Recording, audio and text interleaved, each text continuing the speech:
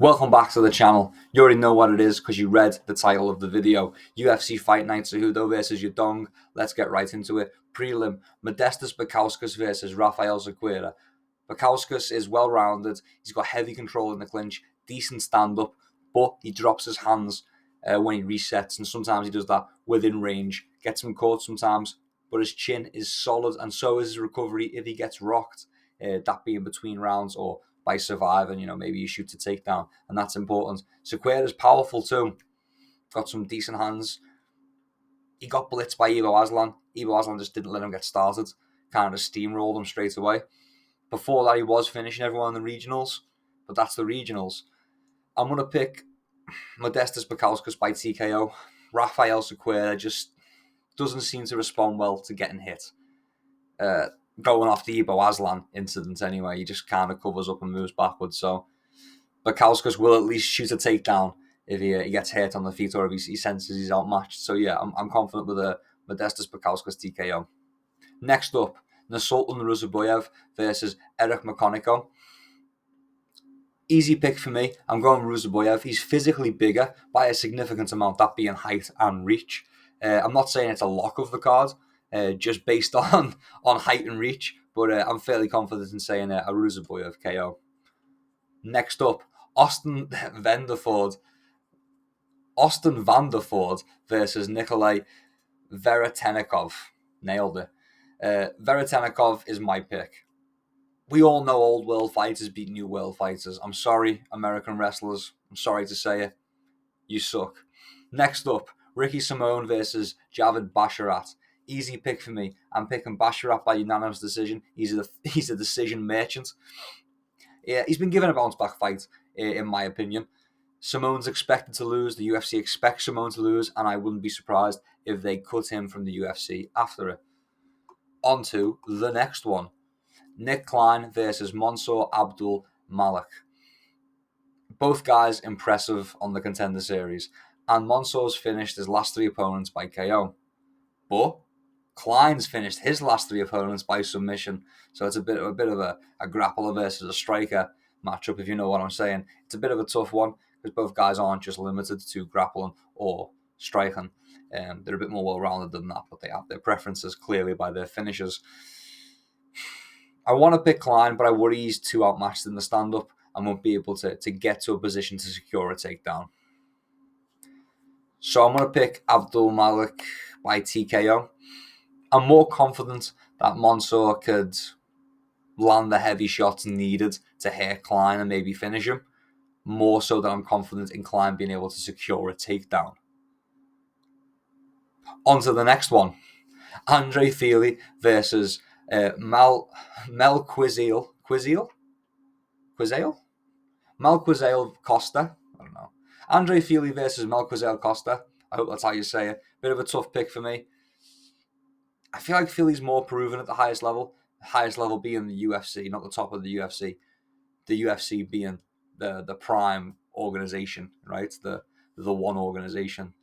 The premier organization. That's the word. The premier organization. So yeah, I want to go with Fili based on experience in the UFC.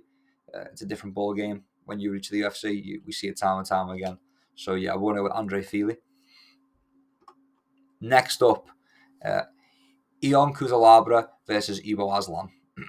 Cutelaba has the experience, but Ivo's been on a tear recently. I mentioned him earlier. He's been knocking out everybody.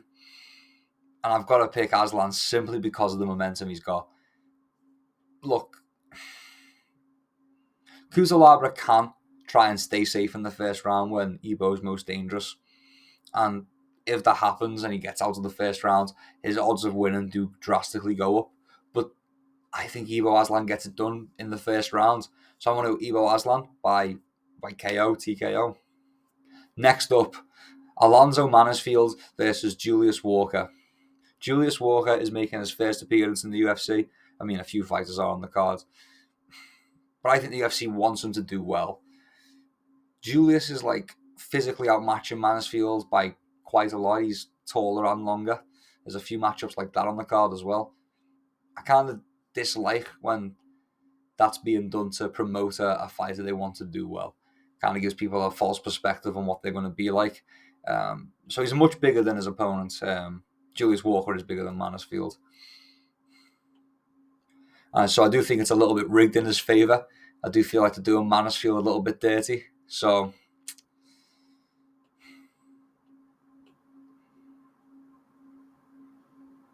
yeah, I'm going to have to pick Walker by TKO. I do like seeing the squashing of a prospect, but I just don't see it happening this time. So, yeah, we're going to go Julius Walker by TKO. Next up, Gene Silva versus Malsik Bagdasaryan. If you've been here for a while, you know I'm picking Gene Silva. I've been on the fighting nerds hype train for a little while now. Not gonna lie, it's served me well so far. So I'm gonna have to go Gene Silva by TKO. Next up, Rob Font versus Gene Matsumoto. It's a cool matchup, a decent test for Matsumoto. Font's the bigger guy, bigger and longer, taller and longer. He's older, but that comes with experience, right? Font also isn't an easy guy to finish, so I mean, really, he's the gatekeeper of bantamweight at this point. So you beat Rob, and you start looking. The UFC starts looking to put you up for a title shot. The real question is, can Gene Matsumoto pass the test that is Rob Font?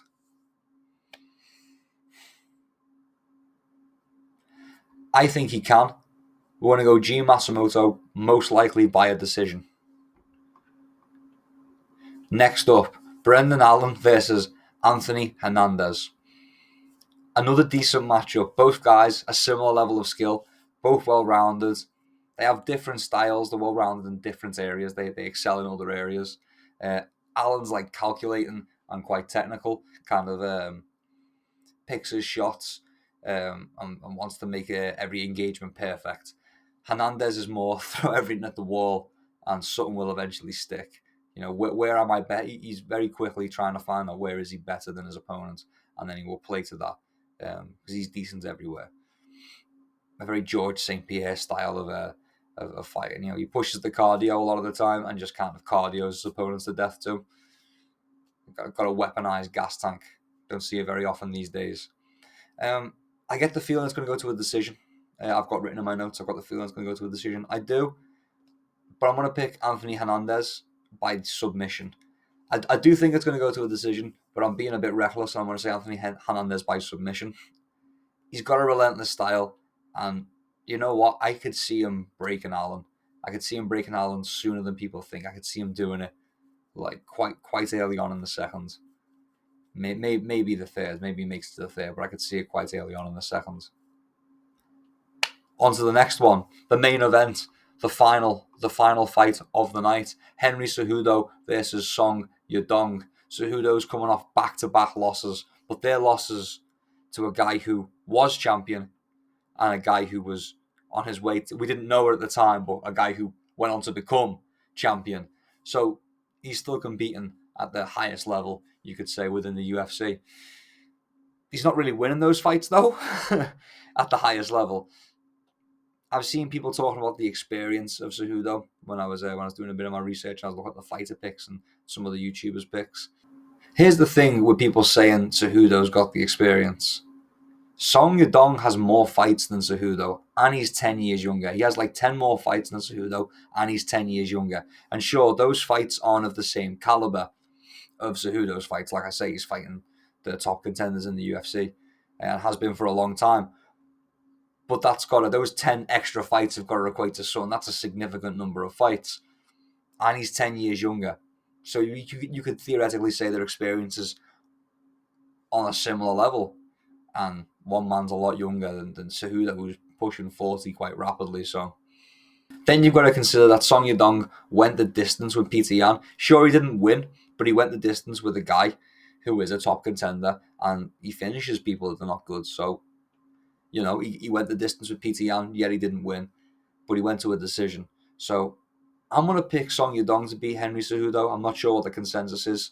I can check, though. I can check right now. I don't know why I'm pretending it's a mystery. I can check right now. Let's have a gander. Oh, yeah, that is the consensus. Okay.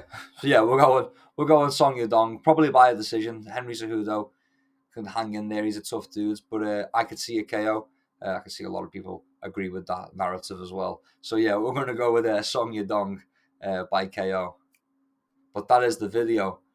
Until next time, keep your chin down and keep swinging. Peace and love. I'll see you around.